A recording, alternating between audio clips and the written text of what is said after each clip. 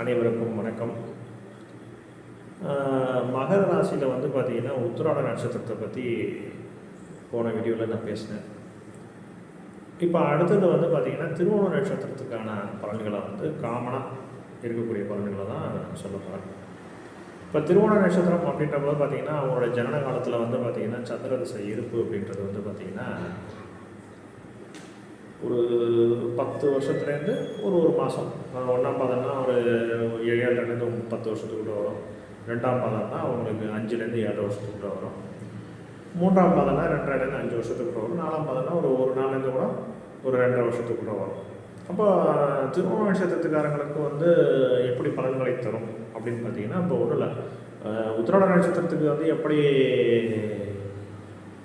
ஆரம்பிக்கும் போது சூரிய திசையிலேருந்து பலன்கள் சொன்னோம்னா அப்படியே அந்த சந்திர திசையோட பலன்களை தான் எடுத்துக்கணும். இதுதான் அவங்களுக்கு ஒத்து வரும். இதில் இன்னொரு விஷயம் பார்த்தீங்க அப்படின்னா, அவங்களுக்கு இப்போ முதல்ல ஒரு ஆவரேஜாக ஒரு 5 வருஷம்னு வச்சுக்கிட்டா கூட 5லேருந்து 12 வருஷம், 12லேருந்து 5 வருஷம் வரைக்கும் பார்த்திங்கன்னா சந்திர தசை, 12 வயசு வரைக்கும் செவ்வாய் தசை இருக்குது, 30 வயசு வரைக்கும் ராகு தசை இருக்குது, அதுக்கப்புறம் 46 வயசு வரைக்கும் குரு தசை இருக்குது, 65 வயசு வரைக்கும் சனி தசை இருக்குது. அப்போ இது ஒரு ஆவரேஜாக அந்த சந்திரனுடைய தன்மையாக இருக்கக்கூடிய திருவோண நட்சத்திரத்துக்கு வந்துடும்.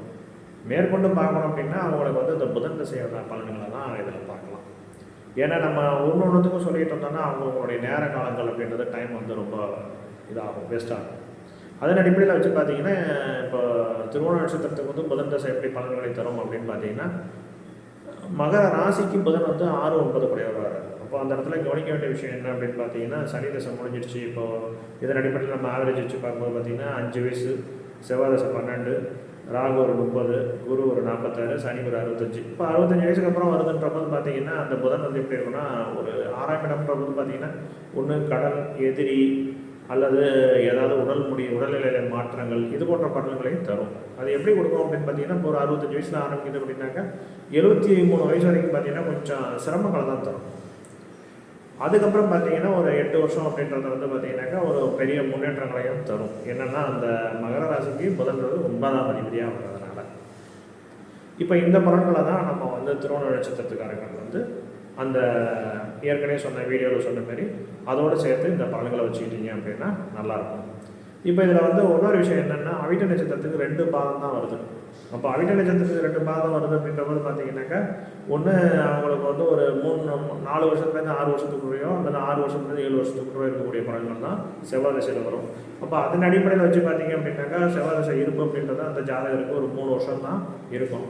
அந்த 3 வருஷன்ற போது பார்த்தீங்கன்னாக்கா அதுக்கப்புறம் 21 வயசு வரைக்கும் பார்த்தீங்கன்னாக்கா ராகு தசை வந்துடுது, 37 வயசு வரைக்கும் குரு தசை வந்துடுது, 56 வயசு வரைக்கும் சனி தசை வந்துடுது, அதுக்கப்புறம் 73 வயசு வரைக்கும் பார்த்தீங்கன்னா புதன் தசை வந்துடுது. ஏறக்குறைய இதே பலன்களையே அவிட்ட நட்சத்திரத்துக்காரங்களும் பார்த்துக்கலாம். இது ஓரளவுக்கு உங்களோட வயசு அந்த சூழ்நிலைகளுக்கு தகுந்த மாதிரி பார்த்தீங்கன்னா ஒரு 50லேருந்து 80% இதில் ஓரளவு பலன்கள் வந்துடும். இதில் ஏதாவது மாறுபட்ட பலன்கள்ன்றது எப்படி இருக்கும் அப்படின்னு பார்த்தீங்கன்னா, இந்த லக்னாதிபதி ப்ளஸ் மற்ற அதிபதிகள் எங்கெங்கெல்லாம் மாறி இருக்காங்களோ அதுக்கு தகுந்தாற் போல் பலன்களை தரும். இதுதான் மகர ராசிக்கான காமனான விஷயங்கள். இந்த வீடியோவில் பார்த்தீங்கன்னா தொடர்ச்சி இந்த ஒரு வீடியோவில் இந்த பலன்களை ஃபுல்லாக எடுக்க முடியாது. இதுக்கு முன்னாடி உள்ள வீடியோ பார்த்தீங்கன்னா உங்களுக்கு இந்த பலன்களை ஒத்து பார்க்கறதுக்கோ அல்ல அது சம்மந்தமாக புரிஞ்சுக்கிறதுக்கோ நல்லாயிருக்கும். அடுத்து இதுமாரி கேள்விகளுக்கு தகுந்தாப்புல ஒவ்வொரு ராசிக்கான பலன்களையும் அடுத்தடுத்த பதிவுகளில் நான் வெளியிட போகிறேன்.